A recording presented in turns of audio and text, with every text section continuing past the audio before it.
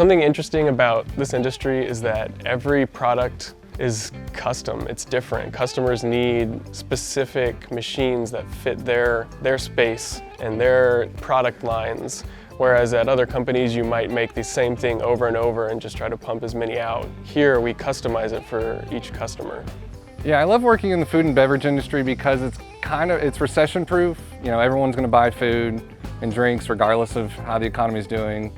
And so especially we do, you know, direct to consumer and, you know, people, you know, companies who sell to restaurants and stuff. So it's fun to see what's on the shelf that we buy every day and actually get to pack it, or when we travel places and you see that cup of dipping sauce, you know, so it's pretty fun. I don't know that I expected when I started working here to be designing assemblies that I would also like see and be able to watch as people build them and see them come to fruition, and then actually travel to, you know, some sort of food processing facility and see them installed, which is kind of crazy, you know, to design something and then see it be used by an end customer.